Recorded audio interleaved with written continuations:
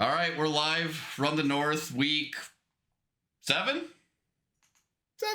7. Vikings just took a fat L. Chicago Bears by default get a W by watching the NFC North tear itself apart. Let's get the fuck into it. All teams in the NFC North currently, if the season ended today, are in the playoffs, baby. What the hell are we That would be kind of sweet. I would love to see that. That would, I feel like the NFC North is like the Big Ten, which isn't really taken seriously too often, as opposed to SEC. So it's, yeah, it's nice to see the, really the coaching chops shine in the NFC North, I think.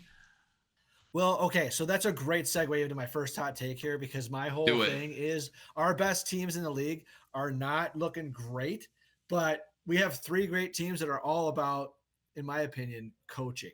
And those, like, you have this like top tier that you're like, all right, they all win games differently, but it's like when they're playing, you know they're going to figure it out and win.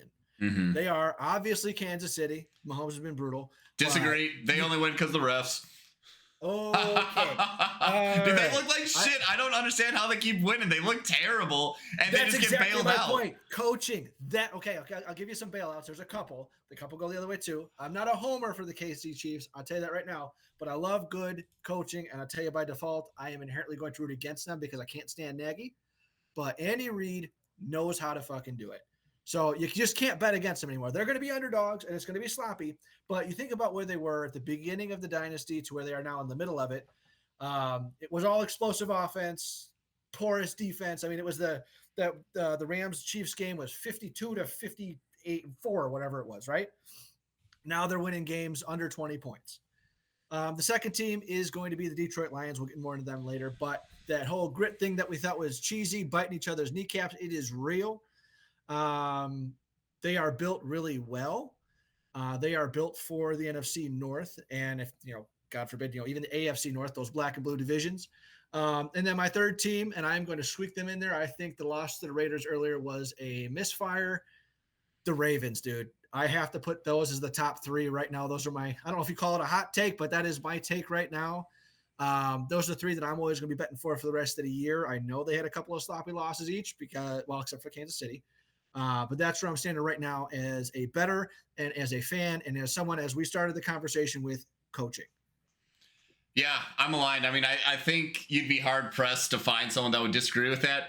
Me being a homer, I might slip the Vikings into that conversation, even though we just got beat by the Lions. You'd be within your right.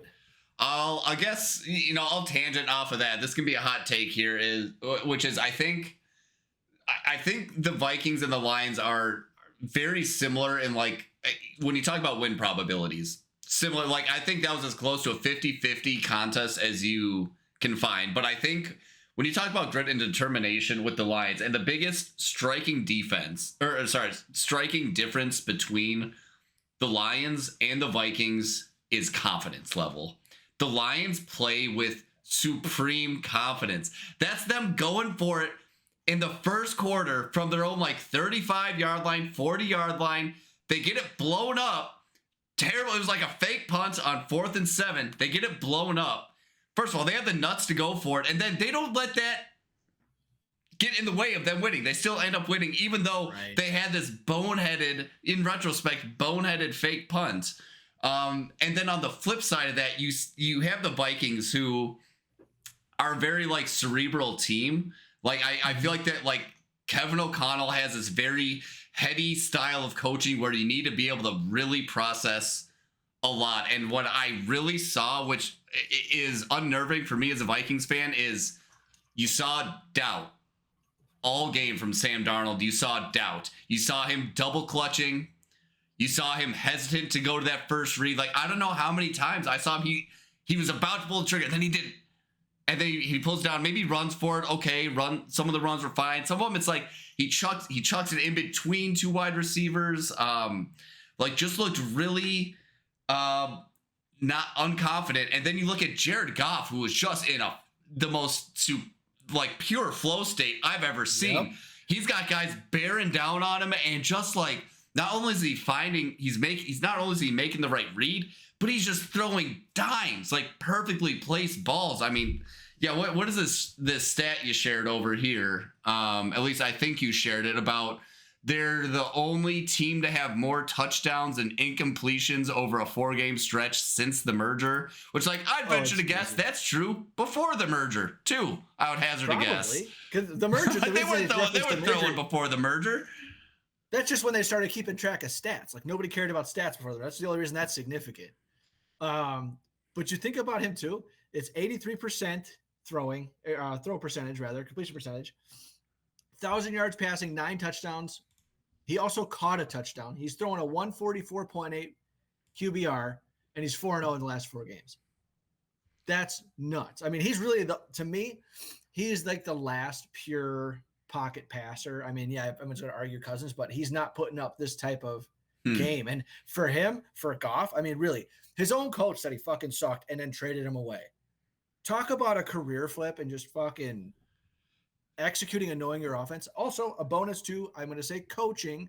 I don't know about Ben Johnson, but coaching and the ability to stay consistent with the same caller for multiple seasons. It obviously leads to this, because really, in 2020, were we talking about Jared Goff other than like a joke? He was an afterthought. He was a punchline, right? I mean, that's where, hats off.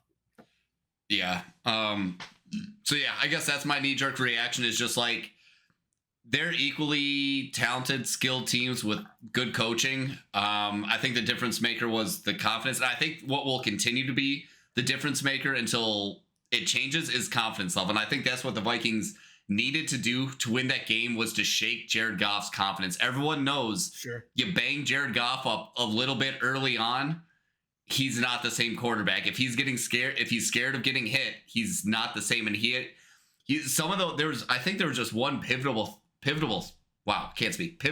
throw in the third quarter he made where it was like, I think it was like cover 0. He had a free rusher right in his face, and he just delivers like a 15-yard strike to Amon-Ra. And it's just like, damn, he wasn't scared. Like, he wasn't scared of that rusher. Like, he knew what to do in that scenario. And we had to shake that confidence out of him. We didn't do it. And I think that was a difference maker. You could talk about some of the smaller difference makers, which let's just go ahead and transition into the Vikings-Lions game, because there's a lot to talk about there. I'll start with, sounds good. One of the difference makers is us missing that 2-point conversion. Would have left us at a tie game. Iffy play call, perhaps. Iffy execution on Darnold's half. I think, Darnold's already given us flashbacks of Kirk Cousins, where he's dividing the fan base. Or even though we have a really strong record, stat-wise, looks like he did pretty good. But in my personal opinion, he didn't pass the eye test last game. The game before that, what was that against the who did we play before? The Packers? It was the Packers, where he looked like absolute ass the second half of the game. And you say, well, okay, he took that huge hit. He didn't look the same after that huge hit. Maybe he was a little injured. He was banged up. He had a pulled muscle, something like that. This game, he comes in and he still looks a little flighty. He looks a little hesitant, unsure. And you're not going to win. I don't think we're going to win the Super Bowl with that level of confidence behind center. Right. Well, yeah. So it was the Jets in Tottenham in London. So that was it. That was it. Yeah, that was the Packers. Right. But again, very similar situation, very close game, very close score, 1-score game. It's very interesting. Keep going on that. Well, and looking back at those two games, the Jets and the Packers, same trend we saw with the Lions, although we couldn't overcome that second half stumbling, where we start out strong in each of those games. You sent me the stat from the beginning of the Detroit Lions game. We outscore opponents 55-6 in the first quarter, going to 3, dude. To 3 through the first quarter. We start out so hot, and we just have not been able to sustain it. Luckily, against the Texans, our defense keeps the pressure up. We win that game. Packers mount a furious comeback, don't quite make it. Same story with the Jets. They kind of make a comeback, but aren't quite able to get over the hump. I think in the Jets game, we had the game-sealing interception. Yeah, Stephon Gilmore gets the game-saving interception last drive when they were charging down the field, which isn't something you can count on. Our defense has also been scoring out of its mind to help us win these games. We've had defensive touchdowns in 3 games. Yep. I think 3 out of our 6 games. You can't count on that. And something I was telling you, Jason, that I really wanted to see out of this game was that what did I say? The defense has bailed the offense out. We need to see the offense bail the defense out, and they failed to do that this game. And it gives me pause. It makes me uncertain that we have what it takes to get any farther than we've ever fucking been, Jason. This seems like a classic Vikings team. We'll get in the playoffs and the Wolves want us to be lucky and be happy that we get to like the second round of the playoffs. If we get to the divisionals, wow, aren't we lucky fans? Wow, that's a wild take. This is how we're built right now. Temperature is right now. That's how we're built. We're good enough to get to the divisional. This isn't a Super Bowl caliber team. Like, because we don't have that confidence. We need to unlock that offense a little bit. And how could we do that? There's rumors. Trade for Stafford.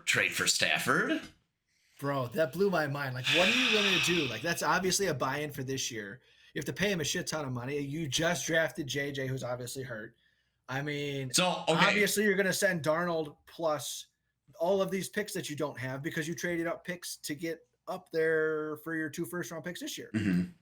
So what do you think a pack? What are you giving up realistically? Not to mention you got to pay his $50 million salary. So I saw something on Reddit that seemed to indicate we wouldn't have to be on the hook for a lot of the salary. I saw something that I was like, we would in like a perfect scenario for the Vikings if like the Rams just took all of his salary that they could take, we'd only be on the hook for like $4 million, or like we could cut him next year and only lose $4 million. So it's like, okay, that's extremely reasonable. If the team trading him away eats more money, right, the value of the pick in reciprocation goes up, or vice versa. If you got to pay more money, then the value goes down for what he's worth.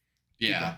So, well, it's like, okay, how could that trade even be structured? Let's say it's Stafford for Darnold. I think at that point, well, I mean, what if it was just Stafford? Well, you wouldn't go 1 for 1. You wouldn't do that because you're not. Well, you wouldn't. But it's like at that point, are the Vikings just trading picks for salary? Are they like, hey, we'll throw in a 5th rounder if you eat X amount of salary? Yeah, absolutely. That's because that play is for this year. That play is not for but this year. So that's an all-in go. So you need to make it work for this year's cap. You can find a way to fuck with the numbers next year. Like that's not nearly the issue. And it's so crazy because it's such a unique circumstance where, okay, Matt Stafford probably can step right into Kevin O'Connell's system because it's probably extremely similar to what's being run with Sean McVay on the Rams. And the other weird piece of symmetry of it is like, okay, KOC came from that Rams team that just said, fuck them picks for that Super Bowl run. They traded like 3 years of first-round picks. And that's so like opposite of Kwesi, right? Well, yeah, but now it's like, Kevin's like, listen, fuck them picks. We won the Super Bowl when we just traded for people we knew had it. And like Stafford acquired through that strategy, won a Super Bowl for him. You got to imagine Kevin's talking to Kwesi like, hey, this worked for me in LA. Matt Stafford, bona fide credential. He is a, you're talking, we were comparing Darnold to Goff before. It's almost like talking Pokemon. It's like Darnold is Charmander. Goff is the slightly seasoned and better Charmeleon.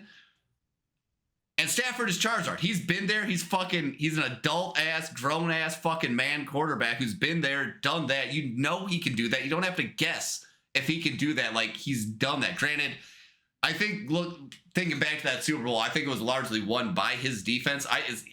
He certainly did not carry that Super Bowl win, but the fact that Stafford, Sorry, yeah. Did I say so? Did I say? No. I'm just making sure we're talking about the same one because Goff's got one too. Did he win a Super Bowl? Or not a win. He lost. No, he lost. He lost. Yeah, I thought he lost. But that was a defensive game too. That's what I was thinking of because it was like 17-9 or some shit.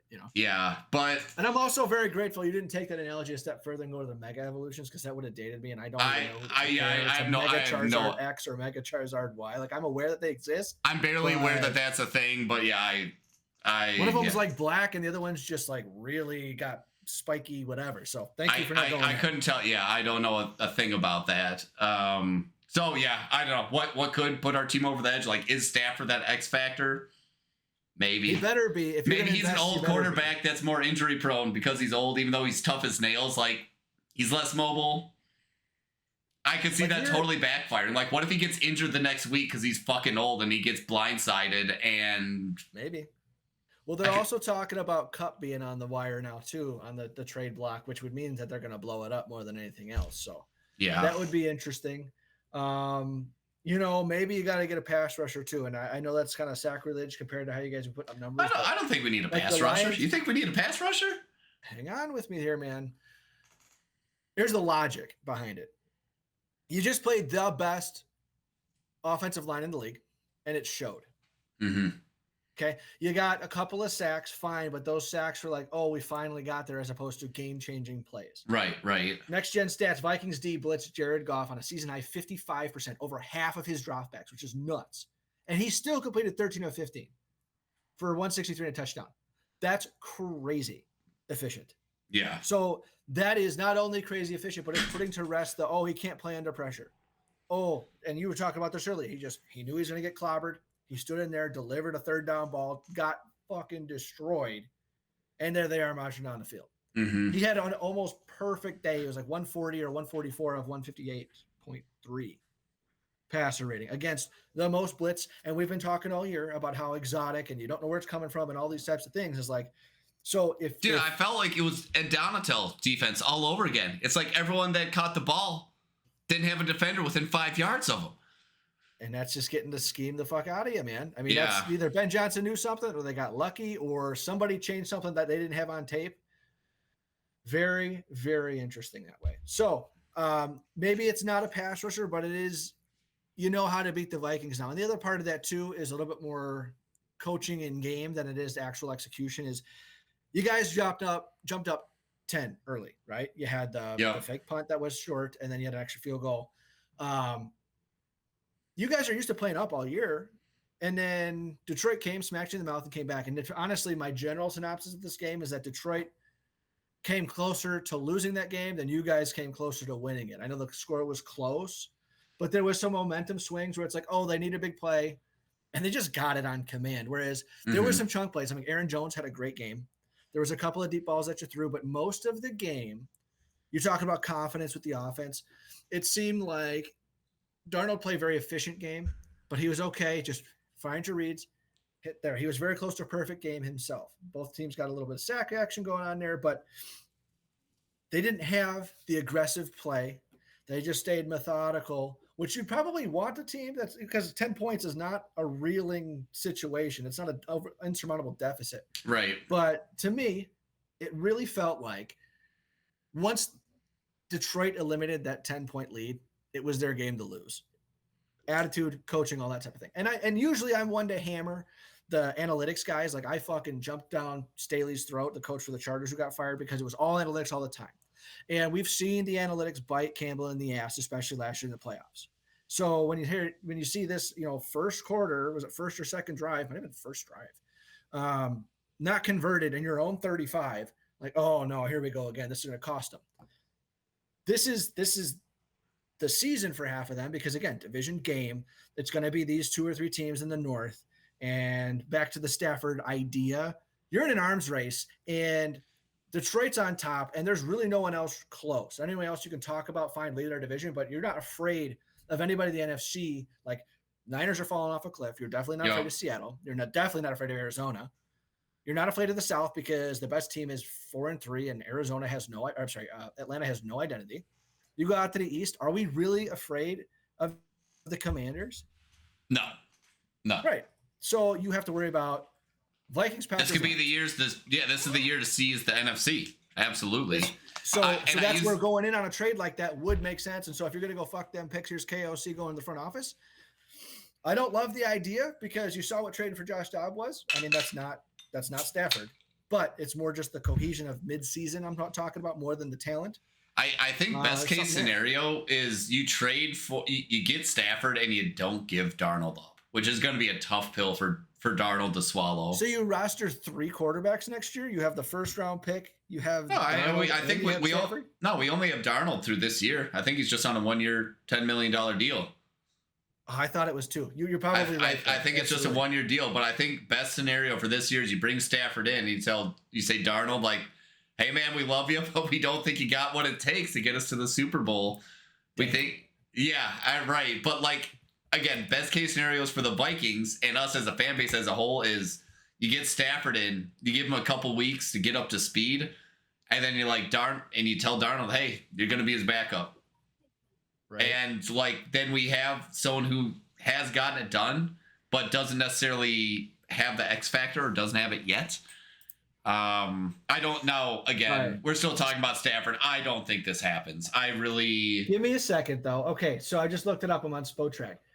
He's got 2 more years after this year on his deal. Technically, he's 36 now, 37 next year. He has a potential out in 2026. So after next season. So if you're trading for him, you've got him for this season and next season for sure. Oh, are you talking about next Stafford? Year, yeah. Oh, I was talking about Darnold. Darnold's on a 1-year, $10 million. No, I know your scenario, but I'm saying you're saying best case scenario is if you have Stafford, you got him for another year for sure. At least contractually. Then in 2026, which would be the 3rd season, this season, next season, and the following, you got 22.6 in dead cap, which is not a little bit, but if you're talking about that much, I mean, maybe your window's closed. Like, who knows? But by that point, too, that's the other part of the question is, so have you just not, by doing that financially, have you not just wasted your rookie contract advantage? So we don't need to go crazy into that if you don't want, but that could be what they're probably talking about, right? Yeah. I mean, shit, KOC's probably sitting down and talking to Kwesi about this right now. And here, you know what it's going to come down to, truly? Kwesi knows Matt Stafford.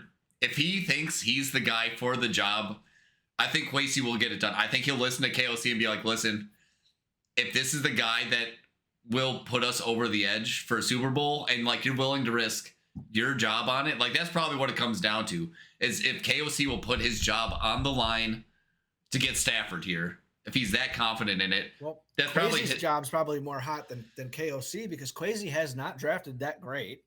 And we've talked about that. I mean, there's a couple of good hits in there, especially, fucking Pace is undrafted, right? Right. And there's a lot of excitement around this year's draft class, but we'll see. But he's been very conservative. He traded the pick to Detroit, which got you Gibbs and no, they got Jameson Williams with the pick we gave them. You're right. Sorry. Which what fucking suspended for PEDs? He's well, the guy's 6'4", runs a 4-0, and he's 170 pounds. Yeah, right. He's like thin as a stick. I'm like, you think he would have bulked up a little bit or something, dude. Okay, so I had another. So on the draft, I was thinking about Branch, and I almost said Deion Branch. That's wrong. But the kid Branch from Alabama, he is good. Dude. So he is very I wrote good. My notes before this came out. It was the second quarter. He had that pick, and then he almost had a fumble that got called back. I said he was giving me Palomalu vibes because he's always around the ball and he's just making plays, and he's got that extra burst, and he just seems to be smart. Yeah. What's crazy enough is I think I sent you this Instagram or tweet, excuse me, or whatever you call the X post. As it relates to Palomalu, that actually statistically Harrison Smith is significantly better. Yeah. That's crazy. I think it might be, I haven't looked into the data that much. I think it might be virtue of like how long he's been a starter versus Palomalu. Okay. But yeah, like I didn't want to sound condescending, but I was like, did you just hear about that? Because like Minnesota Vikings have been aware of this comp for like years. Oh no, I don't give a shit about the Vikings. So yeah, I did just hear about it. I should know about it because that's fantastic, and I love Palomalu. You will always see. So I should have been dialed. You like in like the NFL Reddit. That's where I get a lot of my NFL news is from Reddit. Okay. Anytime Harrison Smith's name comes up, there's like an army of Vikings fans making the case for him to be in the Hall of Fame in the comments. Like everyone, and the first thing everyone always says is Troy Polamalu is a Hall of Famer. Harrison Smith has better stats than Troy Polamalu. He just wasn't in the spotlight. I was gonna say, is it just bigger games and bigger rivalries? Because like earlier in his career, Vikings games are big against the Packers are big to like hometown, but that wasn't as important as it is now. But we were definitely hearing Big Ben, Palomalu against the Ravens and against Cincinnati when they were playoff bound. So maybe that's part of the Patriots. Well, and he's been in a Super Bowl. Yeah. 2 Super Bowls? 1 Super Bowl for sure, but maybe 2. Maybe 2. So That's crazy. Yeah, I mean, Harrison Smith is just a model of consistency. I mean, he's just been doing it at a high level for a long time. Like, I'm trying to think. I think he's been injured. I can only think of like one season where he's been injured, and I think he was only out for like 3 games. I can't remember. Like, he's never had a season-ending injury.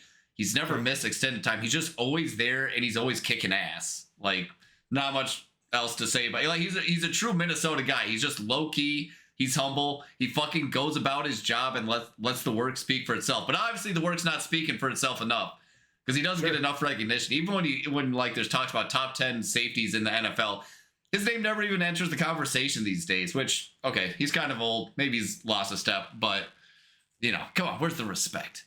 All right, I'm with you there. And I'm gonna take that and run with it for a second. So that kind of leads me into my who stood out for this game on both sides of the ball. So for the Lions, is this your crown them? Are you crowning them? Not yet. No, we're not there yet. Yeah. Because I got a couple more game points to do because I want to get you still ranting, but I got a couple thoughts and maybe that'll set you off again. Who knows? So for the Lions, I mean, 32 stood out. We talked about that. Gibbs is not like his explosion. Dude, his touchdown run like looked so effortless. That juke he threw on Cam Bynum, like, whoa. Oh, dude, that was fucking sick, Nate. He just whoop. Like, I'll take those ankles. Thank you. Like, you ever see the Longest Yard remake with Adam Sandler and Nelly? Oh yeah, Maggot. Dude, watch that little Maggot run. Dude, he looked like Nelly in the Longest Yard doing that juke. I was like, Jesus, that was fucking slick as hell. Yeah, anyway, it was nasty. I'm gonna give it to 94. Pass rusher, interior D-line. And I got to give it to their entire offensive line. I mean, really, with those blitz statistics we just talked about and the fact that that's your guys' scheme and Goff stood in there, we're not talking about – because, again, some of those runs too, Montgomery got hurt in the middle of the game, but, like, there was a couple Gibbs ones that were so explosive he wasn't touched until 15 yards down and he still made guys miss. And then I want to touch on the Vikes. 0, we always talk about 0, pace. 33, that's Jones running back. 43, Van Ginkel again. And then the one that stood out in a negative way is we were just talking about Harrison Smith. The one that stood out in a negative way is where the hell was 44? I was so excited for Metellus. Metellus, yeah. He's had a couple of good plays here and there, but last year he was so impactful, and I was really excited to see him take over, especially with how exotic this scheme's going to be. So I thought he'd be the guy, underneath getting these robber picks or coming off of some exotic scheme, getting in, the playmaker. And he's just not been so far. So what are your thoughts on 44 here? Yeah, he's been a darling. He's been a media darling for the Vikings, more so like a coaching. Like the coaches just love the guy, and he really doesn't show up in a ton of splash plays. Although, but he did all 2023. That's where it's like that's the guy I'm wanting. I love safety play. He punched the ball out at the end. That gave us that glimmer of hope. He punched the ball out for that last fumble. Okay. All right. I will say he's. I don't know what to call it. Like maybe he suffers from like utility knife syndrome where I think he gets plugged in a lot of different roles. He plays safety. He plays nickel corner. He plays linebacker. Like he'll play in the box as a linebacker a lot. And I think, I don't know. I don't watch the tape enough. I don't know enough about football to make a determination, but I think he does a lot of those like quiet, unsung hero things that make the coaches really like him where he plays his assignment and then that's the only reason Are you taking that? So my analogy for that would be like, so you're a shutdown corner. Like for us, it's Bears, it's Jalen Johnson. Yeah. His statistics aren't great. He's not getting a bunch of picks, but that's because they're too afraid to throw that way. So he's not even getting opportunities. So you're thinking that I'll have to look at it too, but you're thinking that he's in the right spot at the right time, just taking things away so that the ball production goes elsewhere. Is that what you're going for this year? Yeah, maybe. Or, maybe to simplify it even further, he's not just like an above average safety, but like he's an above average linebacker and an above average nickel corner. Maybe it's just like his versatility. And I think, well, I think really what it boils down to is like Brian Flores, his defense is like the KOC offense, which is to say it's very complex. It's a very heady team that like you need to be very knowledgeable and kind of intellectual about how you need to operate. And sure. I think that's been the major praise sung of Josh Metellus is he can play all these positions because he understands the defense so well. And I think that's why the coaches like him. And so, again, I don't think coaches love him because of plays that show up on the highlight reel or the stat sheet. I think it's because, again, he can play his assignments and, like, essentially just not fuck up, like not let up big plays. Because again, it's almost like you know, a good cornerback, or even like Stephon Gilmore through the first 4 weeks. You didn't hear Stephon Gilmore's name at all through the first 4 weeks. That means he's doing a good fucking job because the ball's not going towards him. I think that's right. So I think that's kind of what's happening with 44 is just like he's doing his job. So by virtue of doing his job, he's not around the ball that much because his guy is covered, his lane is blocked. Okay. When he gets around the ball, he makes plays. Again, a la that fumble he punched out that gave us a glimmer of hope, and actually I think that led to us getting the lead briefly before they kicked that field goal and won the game. Fair enough. So I've got one more comment thing that either you can agree with or you can come after me on, because it's not meant to be insulting. It's just what I think I saw, but it could go. It's meant to be touchy. And then after that, I have one closing little exercise for the game too. Sure. So I'll let you jump in there. I'm excited. Which again, you're not prepared for, but I want to know. Oh, do it. Hurt my feelings. Your thoughts there. Well, I intend to. No. So before we do. You just went on this good comment about the offense and defense with the Vikings being very cerebral, right? You got to be knowledgeable, aware. You got to know real high ball IQ. I'm with you on that because especially in that blitzing scheme, you got to be exotically aware. To that point, and to the detriment of the team, in my opinion, and exactly what Detroit exemplifies, I think the Vikings lack. Because I think both on offense and defense, because it is so cerebral, they lack that gritty, like physicality. Dogs. Yeah, they lack the dogs. We're just dumb and strong. It seems like it's all finesse. There's no power. There's no. I'm not gonna say competition, but there's no. I'm not gonna impose my. Dude, you need big dumb guys that are strong and mean. All right, so it sounds like you agree with me to that point. Yes. I mean, the results will speak for themselves. We'll see how this season nets out, but yeah, like. Especially I think back to the Kirk Cousins years, we always got killed by teams that just seem to have big, dumb, strong guys. Like, are we overcomplicating the defense? Like, you know, answering my own question, I think we kind of needed Brian Flores to come in because we had no talent on the defensive side when Brian Flores came in. We had all of Zimmer's aging veterans that just were slow and not as strong and not as fierce.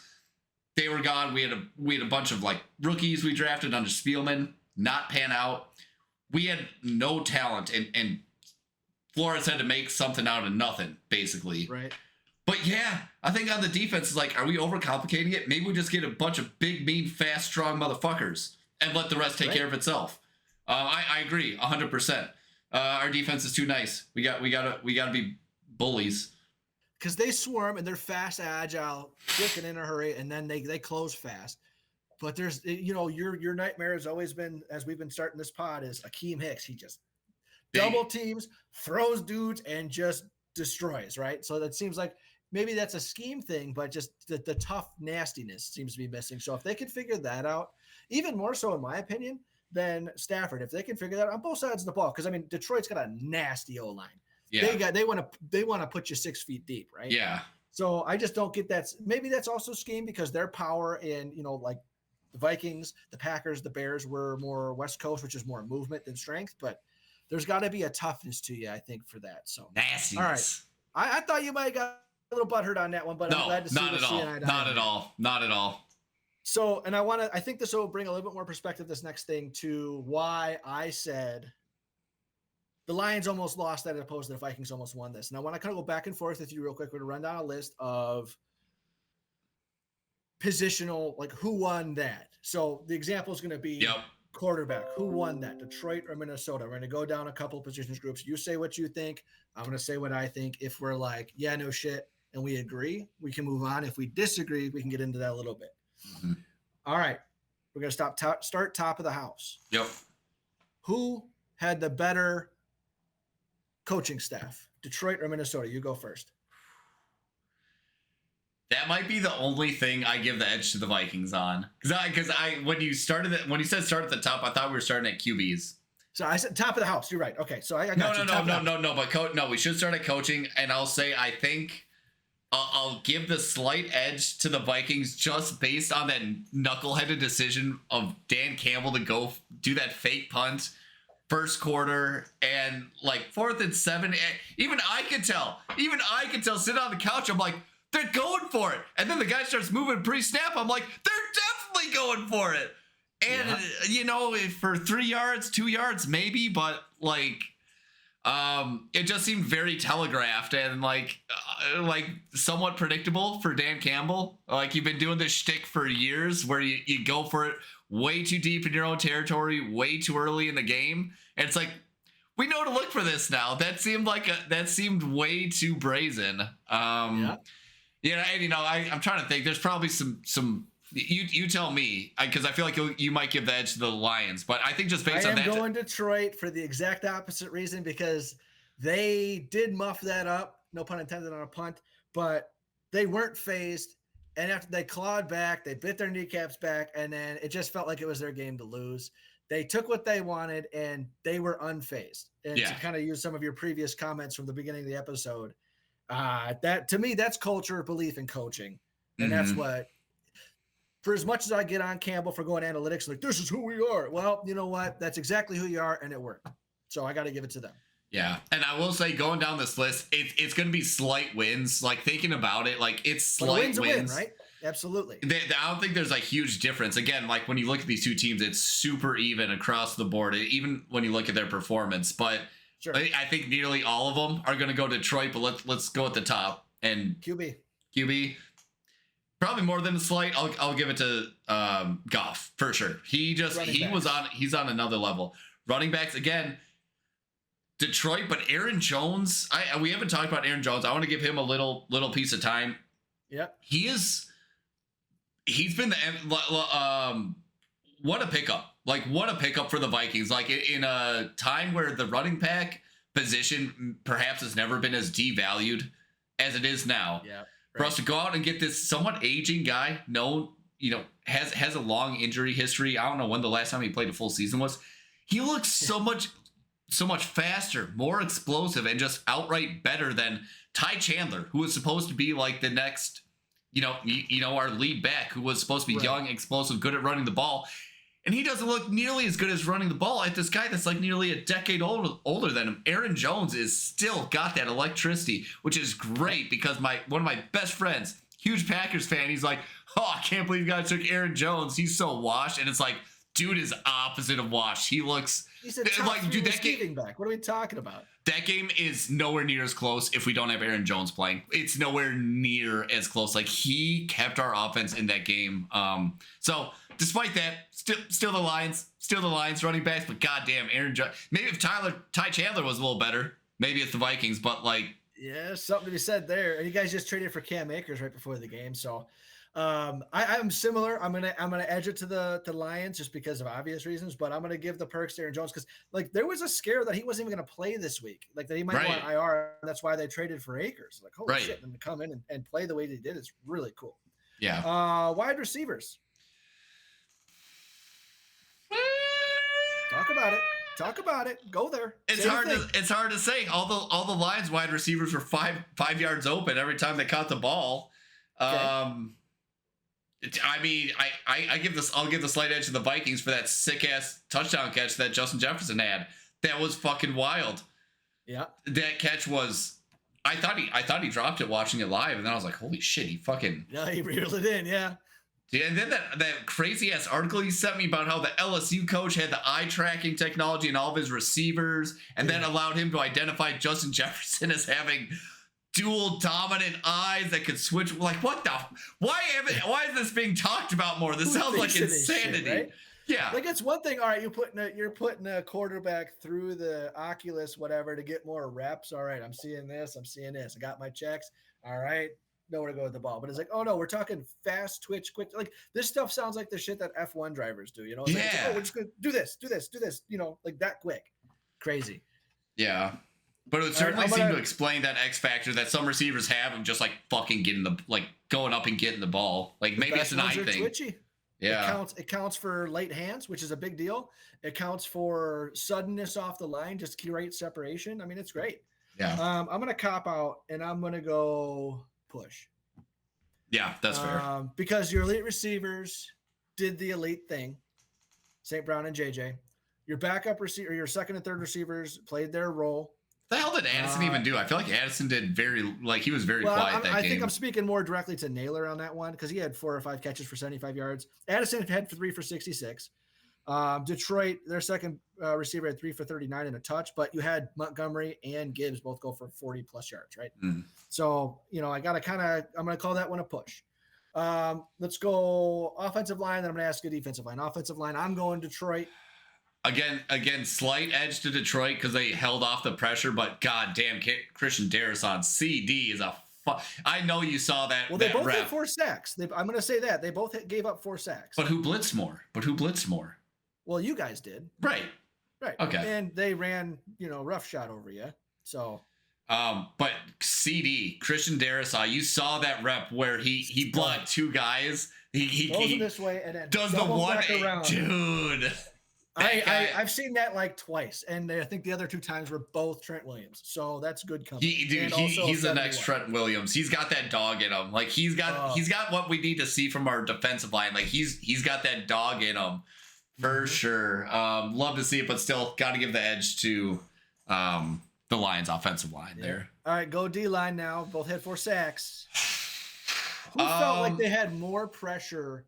I'm not talking statistically, but like which quarterback felt more under duress? And that's where I'm going to go with Detroit's D-line because it just looked like not so much that Darnold was running for his life, but like you mentioned at the beginning of the thing, he just kind of was double clutching. He was hesitant. I think it was Darnold doing it to himself. I'm inclined to do edge to the Vikings D-line or a push. Okay.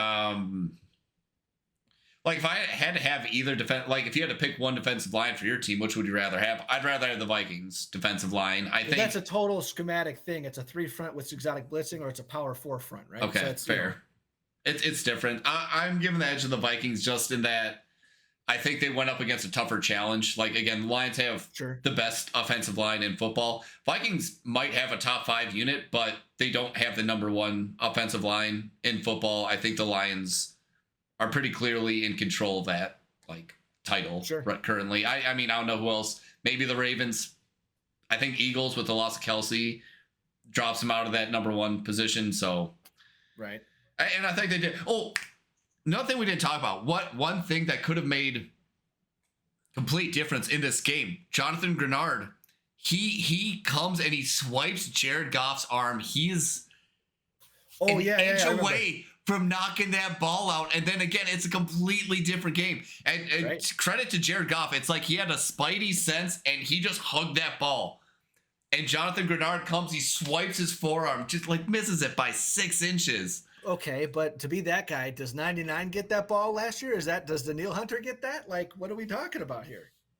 Maybe. He's longer, he's freakier, Maybe. I don't know. But that was a sick. I'm gonna say that was a. Daniil Hunter is probably the best way to say that, though. Yeah, Daniil Hunter, I think I saw only has 3.5 sacks on the season, and Van Ginkel, Grenard, and I think one other guy on our team's got 5+. Is it Pat Jones? Pat Jones, yeah. There you go. All right, so I'm going to take this because we talked about the scheme discrepancy, 3 front, 4 front. I'm going to take the linebackers and kind of merge them both in the pass rush for you and then the secondary for Detroit. So I'm just going to say we kind of covered the linebackers now. You can group into whichever side you want. Not to take away from Pace having the big play, but secondary-wise, who do you think had the better game that way? Oh, for sure. Okay, that's probably the clearest difference, and that's the Lions, and that's Brian Branch for sure. He was showing up all game, all over the field. Our secondary, not so much. He had Stephon Gilmore. I think either him or Shaq Griffin slip on that one touchdown catch to the drag route to. Trying to think who that drag route was. Where's Khalif Raymond? Khalif Raymond, yeah, and I think Stephon Gilmore just slipped and let that in. So easy dub for the Lions there. Yep. And the last one, I'm going to give you a layup because the answer is Vikings, whether you like it or not. Special teams, kickers, punters. Both punters had 60+ punts. Okay, we're going to wash that. Record 3 for 3 with a 57-yard long, 2 PATs. Detroit 1 for 44 at 4 PATs. So I'm going to give it to Riker. I'm going to give your guy, the frat boy all-star. Dude, at least our kicker's got the dog in him, dude. That guy, there's a lot of Vikings fans up in arms about like the last play of the game. Like, it should have been a penalty. Then it would have only been a 68-yarder, and Reichard would have made that.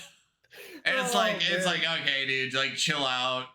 Let's sit in that moment though, because only like, let's call it Vikings fans.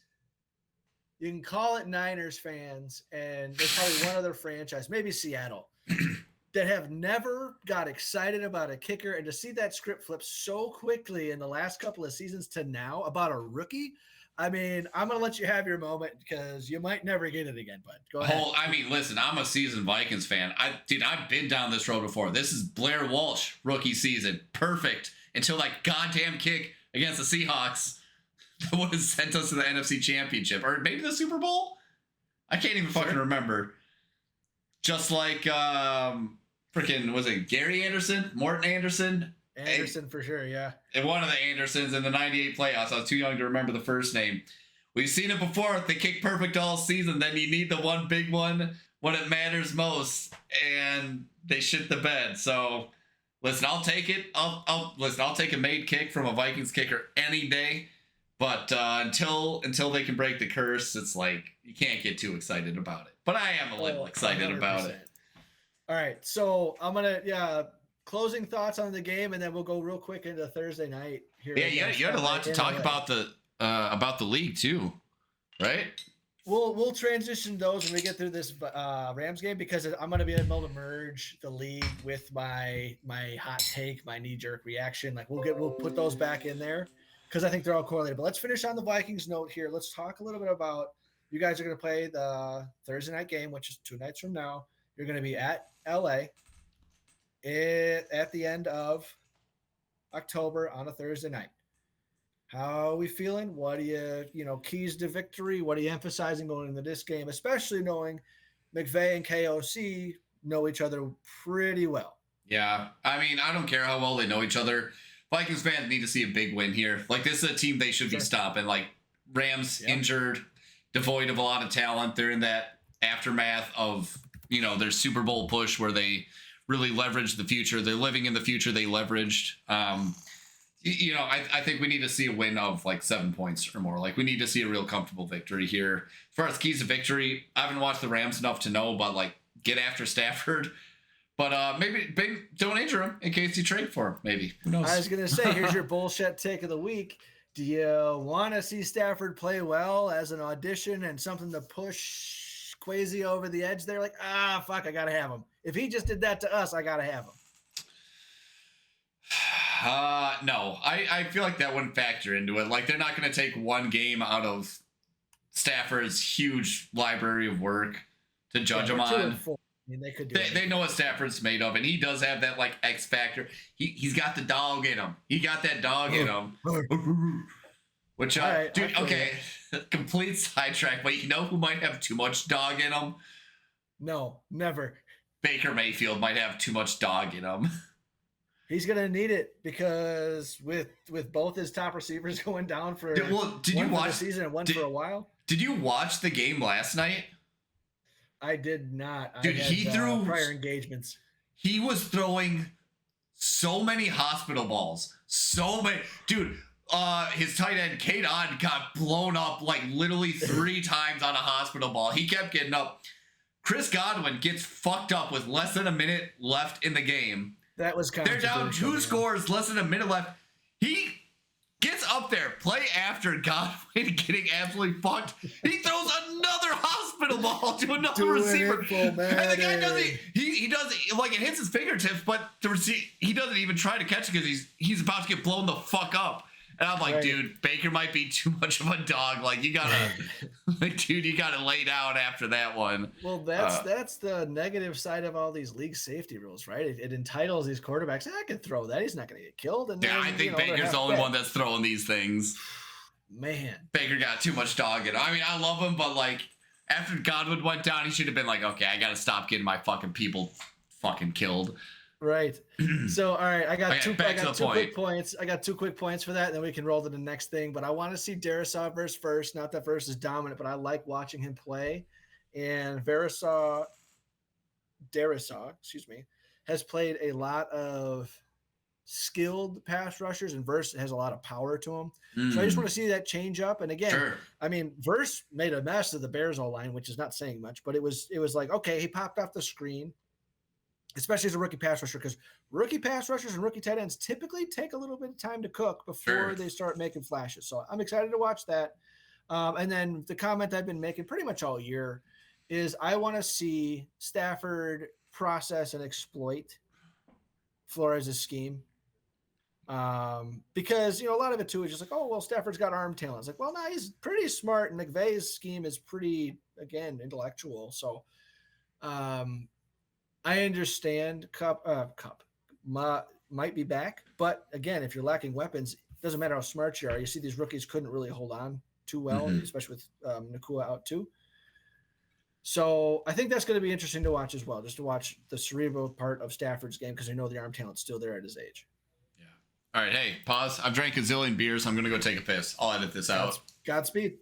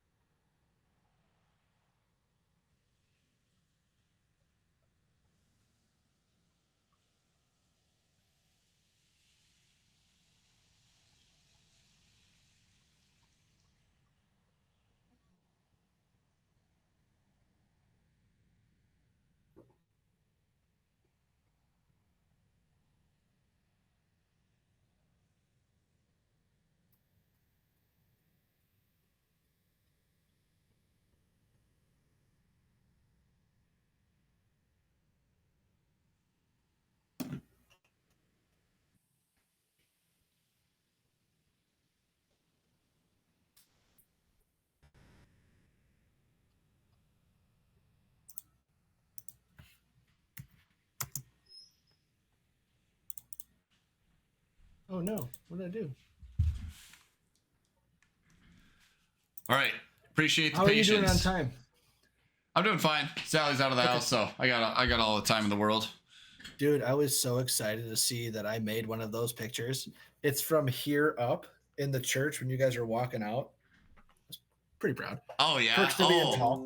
Oh, you like pictures? I got one for you. Hold on. I got one. I was gonna tell me it's not me. Oh, it's definitely you. I was gonna. I shouldn't even have spoiled it, but I can't. You can't not. I feel you. I can't not. Why is this not opening? I was gonna be like, oh yeah, Jason, I just need to show you this one statistic. I don't know if you saw it or not. All right. And then it was gonna be you in this fucking photo. Grief. We were going through the our anniversary was yesterday, and we were going through all the photo booths. And I was like, oh, I just gotta like screen cap this photo of Jason with the flamingo sunglasses and the crown. It's just fantastic. Dude, we had a night, and happy 1 year, by the way. Thank you. That's awesome. Yeah. God. It was a good photo. I'll send it to you. I'm really shy in social settings, huh? Yeah, exactly. Hey, you should see the photos of me at the end of the night, because like all those photo booth photos are chronological. Last one is of me and Sally. Sally looks nice, and then I'm just like, yeah, like just fucking shit faced. Exactly. But I saw that, I was like, oh, I gotta show Jason that one. That's awesome, dude. Yeah. That was so much fun. Back to football. You said .1 Thursday night football is Vikings against the Rams. Jared Verse versus CD. I'll be looking forward to that one as well. Hell yeah. So, all right. Any more points on that game before we get into the couple around the league items? I thought you had 3 points on that on Thursday night football, or no? Yeah, it was CD. It was Stafford against Flores, and then it was just playing on a short week. If it's going to be one of those really boring Thursday night matchups that suck, combined with the part that McVay and KOC know each other. It's like, what's that going to lead to? Is it going to be able to exploit it really well and lots of points, or rubber match because everybody knows everything? Yeah, no, I mean, I would expect a strong win from the Vikings. I think from what we've seen, that should happen. I'm gonna jinx it right now, and I'm gonna knock on wood and just hope I'm not jinxing it. But Vikings, one of the teams in the league that have not been snake bitten by injuries so far. Like, oh, you're fucked.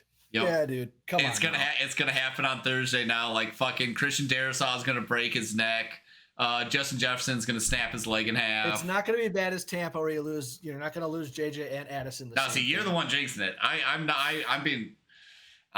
Is Hockenson coming back this week? Or is he's supposed to. He's supposed to. Windows open, but is he actually gonna play? I wouldn't start him in fantasy, but yeah, he's gonna play supposedly. That's who I've been waiting for you guys all year. He could be a difference maker. Yeah, because we really haven't utilized our tight ends in the passing game a whole lot. We've used like our tight end 3. Johnny Muntz, who's like no Oliver. You're paying Oliver $8 million, and I haven't seen him all year. Yeah, he's supposed to be able to be the best of both worlds. He's a big dude. He can block. He can pass catch, but he barely pass catches. So I don't know if he just doesn't know how to run routes. He doesn't know how to understand like how to manipulate coverages. Sure. Well, yeah, Hockenson should be a big boost to our offense for sure. All right. So I'm going to rip through a couple of just like interesting one cap thoughts, and I'm going to roll right into my hot takes. And then when I finish those, because they're not my hot takes, excuse me, my knee-jerk reactions, we'll kind of double back to some of these games. But can we please never have another Jacksonville primetime game ever? I understand it was in London back-to-back weeks, but what the fuck was that? They are a mess. Atlanta's spiraling. What the fuck? Buffalo. Okay, 2 points to Buffalo. I love Amari Cooper, and I'm really glad that he went there. It was really cool to see. He has no idea what the fucking plays are. Keon Coleman, it's like, yeah, you run a post here, and then it's a touchdown on his first ball. Sick. Way to go, front office, for making that happen and getting him at like the league minimum, which is part of what we were talking about earlier about value of contract versus picks and how that all negates. Do you think Amari was throwing in Cleveland? Do you think he was like actively just trying not to catch balls as like a sign of protest because he's like, fuck honestly, this team? I wouldn't put it past anything right now because what the fuck? But I haven't watched any of the games to know. Dude, I watched a few of the games. Like, it seemed like he just let a lot of them bounce off his hands, and he's like, oops. Well, okay, so that's the other part too. Is like you're seeing that on George Pickens. He's running his routes at like 3/4 speed to half speed when Fields was there because he knew he's not getting the fucking ball. It's like, I can't watch that either. So it very well could be the case. So it's funny you bring up back to Cleveland, and here's why. One, knee-jerk reaction. I've got two, and one's Buffalo, one is Cleveland. I'm going to go right to the boos.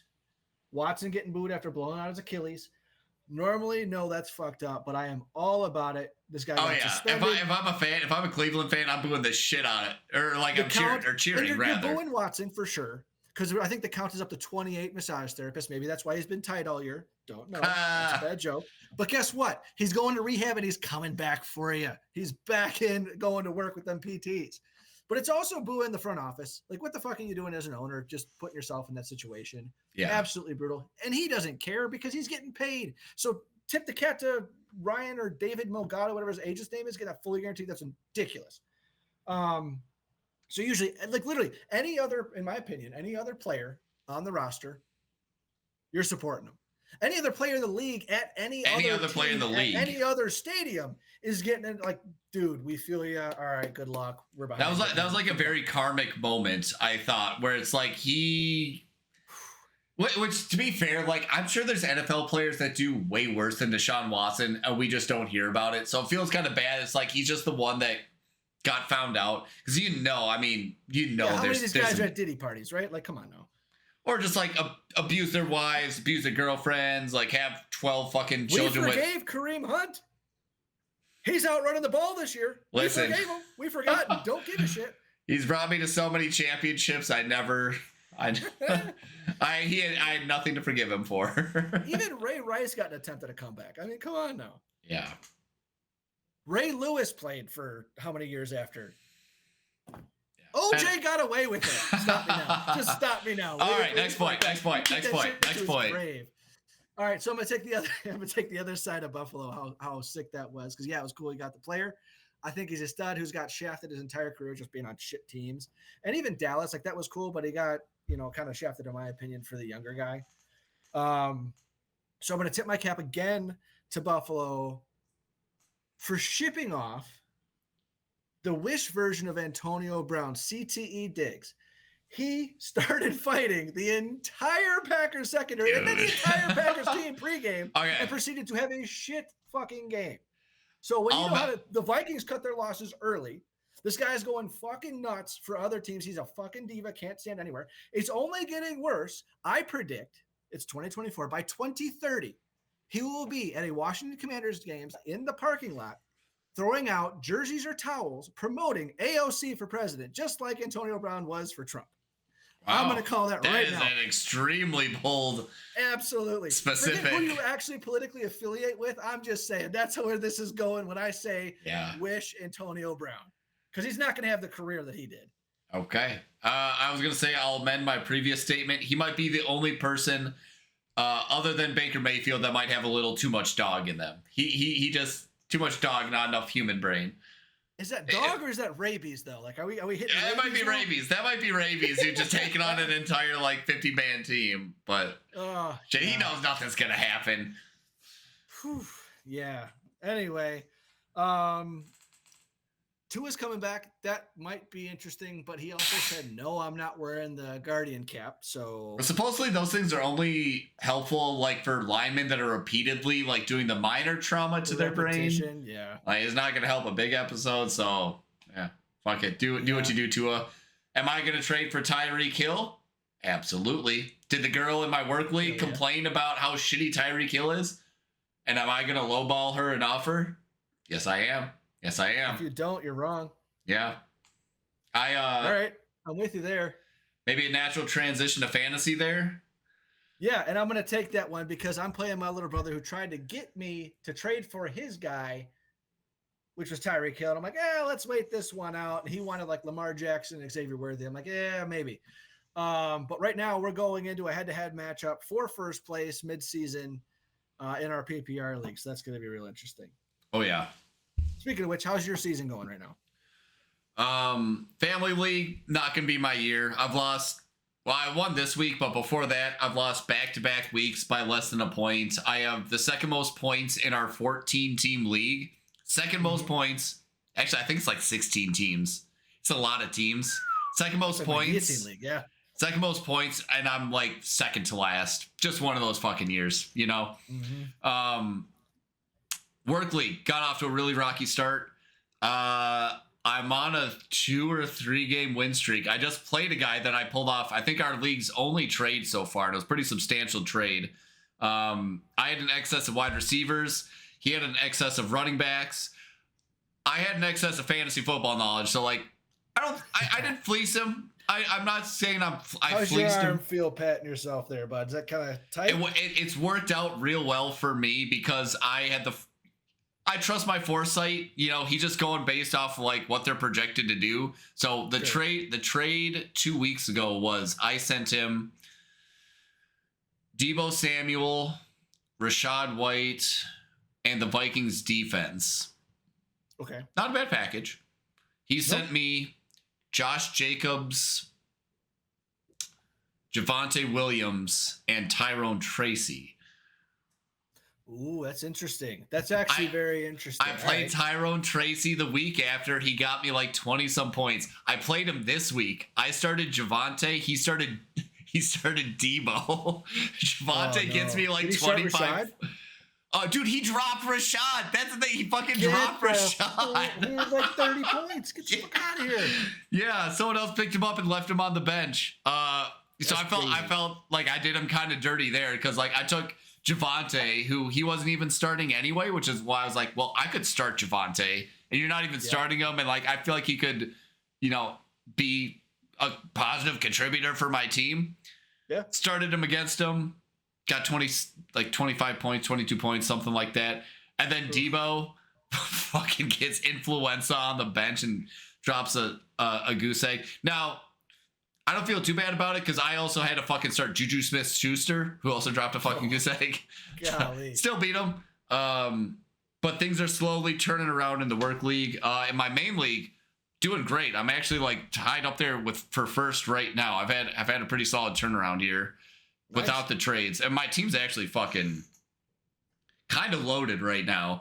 My team. I'm not even gonna say it, but my team. I'll just read you down the roster here. Yep. 12-team league.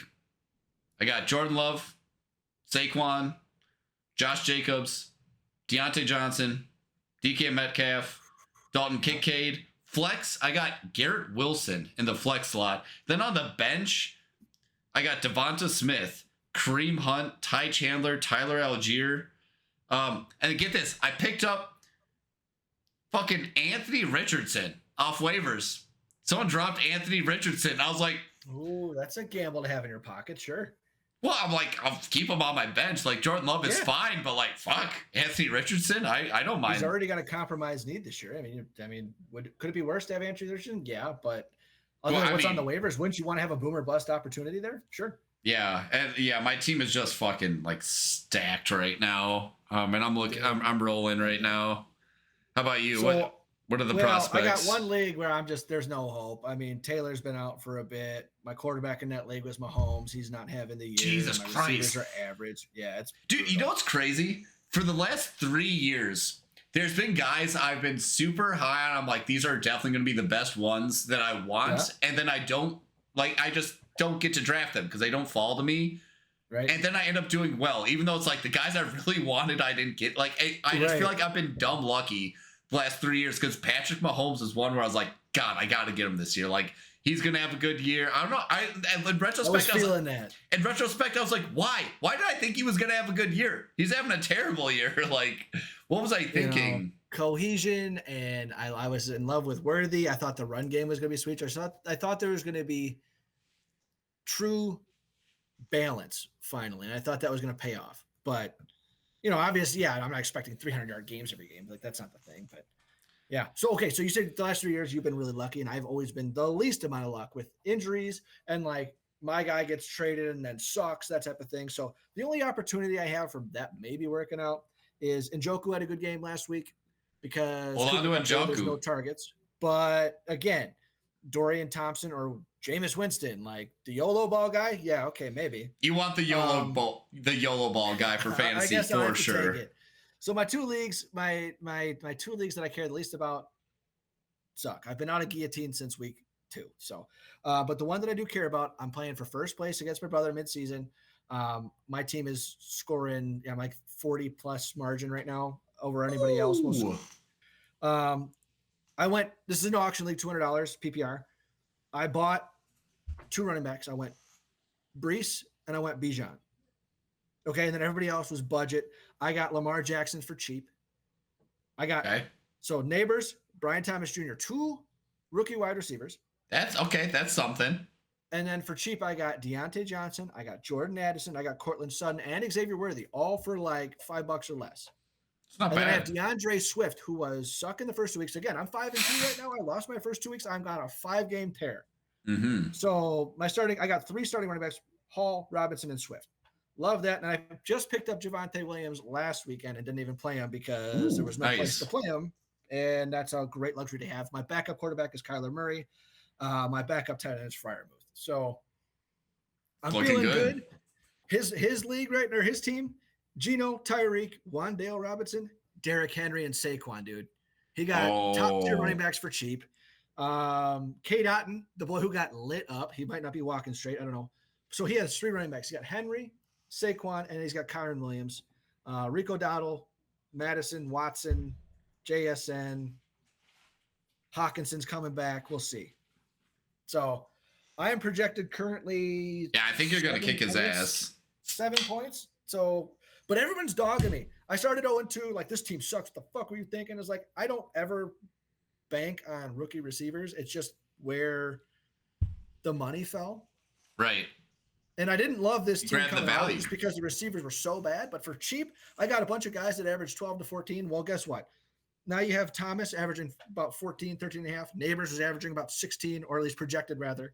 So it's he's projected for like 20 points next week. I was like, what am I missing? 20? Why are you? He's like the projected wide receiver 1 next week. I was like, Okay. Well, because he's playing Pittsburgh. I think it's just going to be a volume thing. Yeah, maybe. Anyway, so that's where fantasy is. One really good team, two really shitty teams, and fantasy basketball started tonight. So there you go. Good luck. We got on the B-ball squad. Well, I'll tell you, I have Embiid, which sucks because he's going to sit out this whole first week and most of the season, it sounds like. That's brutal. Anthony Edwards, SGA, Scotty Barnes, DiVincenzo's another Timberwolf. Towns got traded to the Knicks, and he did not play well today. Actually, the Knicks got blown out by the Celtics, so who knows? And then a bunch of other guys. Oh, Trae Young. Did I say Trae Young? So there's some guys. It's a small league. It's only 8 guys, so the rosters are pretty stacked. Yeah. But we'll see. I mean, it's just another set of like rapid fire dopamine hits throughout the week instead of having to wait all day for Sunday night, you know? Yeah, for sure. Having something to look forward to every night is great. I fucking despise Wednesday, Friday, Saturday. Not enough NFL action. Guy, I'm not either. No, not really. It's background TV. Sure, but like that's it. Yeah. But that's if it's convenient, not like I'm blocking out this time and I'm calling up the guys and we're doing it. It's just no. If it's there and it's a good match, like I saw that Georgia. No, what was it? Was it Georgia Alabama a couple weeks ago? It was last week. Was Georgia Texas, wasn't it? No, I'm thinking like 2 or 3 weeks ago. I was dog sitting for my friend. I was just chilling at his house with his dog, and I want to say it was Georgia Alabama, and Georgia was down by like fucking 30 points at halftime, and it ended up being that was early. Yeah. I do remember now. That was like week 5, I think. That was 3-4 weeks. Yeah, that fucking 17-year-old Alabama wide receiver had a crazy pass down dude. Yeah, he catches it down the sideline, like pirouettes between 2 defenders and scores a touchdown. I was like I'm playing on like my Nintendo Switch, and that happened. I was like, what the fuck? Like, did I just fucking see that? Wait, he's 17? He can't even drink yet? Yeah, he can barely drive. He can't even vote. Actually, that's hilarious. I didn't even think of that. Yeah, that was a crazy fucking game. But yeah, I don't go out of my way to watch college football at all. Holy cow. Yeah, I mean, this week, I don't even know. Do you keep track of the Gophers at all? Barely. I mean, I was at the Gopher Iowa game like several weeks ago. But I was at the Gopher USC game where they upset them. I think. Hell yeah, dude. Gophers own California, from what I understand. We beat USC and UCLA. UCLA is trash. Like we do that this year. Okay, but they're still. 4-3 right now, and I think they're playing Maryland this week at home. So. Yeah, Big Ten's like the Big 23 now, something like that. Pretty much, dude. Bama dropped to 15. They're playing Missouri 21. Dude, I don't know. 2-touchdown favorite. Dude, when was the last time Alabama's been outside the fucking top 10? Well, Saban started in 07, 09. Probably before then. So before that. Well, dude, I feel bad. Sally had to tell me that Saban wasn't coaching Alabama anymore like a week ago. And I was like, really? I had no idea Alabama had a new coach. That's He's how on little. Game day with McAfee now. Well, I see that, which I was just like, oh, I guess he just does that on the side. I had no idea they had a new coach. DeBoer, that was the one that from Washington. He's the one that coached Michael Penix and Roman Dunze and Jalen Polk. Oh, is Polk from Washington too? Yep. Troy Fautanu. I think he went to the Jets. He's a tackle. So there you go. Cool. All right. So I have a couple of quick crownums, and then I'm running out of steam for content here. Crowning, the obvious crownum is going to be Goff for all of the reasons we talked about on podcast. And I'm going to give that to the coach as well, being the offensive play caller, Ben Johnson, and Campbell. Second one, I don't love it, but I have to give the tip the cap to, and I'm not a big Justin Fields guy, but I have to give it to Russell Wilson. Oh. Putting up the stats. 37 points is the most points they've scored since Big Ben left. And then Tomlin, fucking post-game throwing his nuts on the table. Brandon Marshall's in the media asking, so what about that decision? And he goes, well, that's why I get highly compensated. I'm well compensated, Let's go nut drop. I'm out. Amazing. Yeah, I can't top that. The only crown I'll place is on Jared Goff. He was great. He's a dog. Aaron Jones, he gets a crown. He played good, but talked about him enough. All right. I'm running out of steam. Think that does it for week 7. Yep, we got Bears Commanders coming up. I just hope that Jaden Daniels does play because I don't have to fucking. Yeah, that'd be a bummer if he doesn't. I would love to see the Caleb versus Jaden matchup. I hope they do play. He got injured like right at the end of the game. I know nothing about what happened to Jaden. Third quarter, ribs punctured, something week to week, almost immediately described as. So doesn't sound promising. We'll see. I hope so because again, I don't want to hear about it. Yeah. But really, I mean, that was the only thing that I'm looking forward to because I think like defensively we're a better we should be favored more than like the 1.5 points that we are. It's an away game for us. We're going to Washington. Oh, you are going to Washington. Yes. But honestly, looking at the schedule, like Houston was the only other game in the first half of the season I was looking forward to. Like Tennessee, Houston, Indianapolis, Rams, Carolina, Jacksonville, Washington, Arizona. It's like, yeah, whatever. So Washington, just because like I didn't expect them to be 5-2 or good. But it was really Houston because that's an early game for us. And to see, are we cut out? Is there a chance? It was a close game. It was 19-13 or something like that. It wasn't close. Like we got our ass kicked for sure. Mm-hmm. The scoreboard was way closer than the game was. And then this is the other one. I just want to put this fucking QB1, QB2 thing to rest. Because again, he's running a college offense versus a real offense. And it's bugging me. And we might not get the chance. Someone's got to put him in his place. Someone's got to put him in his place. Or put me in my place. But I just want to know what the fuck we're seeing, like truthfully, because he hasn't played much of anything yet, too. He'll crash down to earth. Don't worry. If it's not you, it'll be someone else. After this game, we've got Arizona, New England, and then we have week 11. We start with, I think, the Packers, and then the division games start. And in between there, we got the Niners and the Seahawks. So after this game, we got 2 more games, and it's game on. 2 more winnable games, and then it's a crapshoot. So that's kind of my outlook into this coming week of week 8. It better be a convincing. I can't say win. It better be a win, but you don't know. More of a what's our identity going forward? Like you can't go halfway through the season and still not know, and that was always an issue we had with Justin Fields. So, do you think you'll be a pass first team? Is that the identity? I don't want it to be, but knowing we have the talent as a quarterback, we have the talented receiver, and we have a pass happy coordinator, it's more than likely that's the offensive identity. But I want it to be. Just like you were talking about, I don't want the team to rely on the defense to bail us out to win these games, just like you were talking about the Vikings. I just want a couple of convincing wins. Yes, we won the 2 games that we were supposed to against. Yeah, I mean, you guys kicked the dick off the Jaguars, didn't you? But we're supposed to. And the plus up is not that we did it. It's that we never do it, and we actually did it right. It's not that we put up 40 points. It's that we won the game the way that we were supposed to win the game 2 weeks in a row against the 2 teams we were supposed to do. And we've never done that in the last 20 years. So does that mean anything? No, because you beat the teams you're supposed to beat. But that's also does mean something because it's like you've never done that even. It's a good start, though. Confidence is shaky, but it's trending right. I'm just not going to be surprised if we don't, if this game is a 1-score game, like 3-4 point game, and it's close. It's going to be sloppy because, again, we're coming home from London. We're on a bye week. We haven't played in 12 days, whatever the number is. And some hype. So we're going to find out quick more about the integrity, character, and maturity of the team than we are the talent of the team this week, I think. Love it. Well, cool. I'm looking forward to it. Bear down, baby. Jason, good talking to you. On to week 8. Take it easy, bud. Later.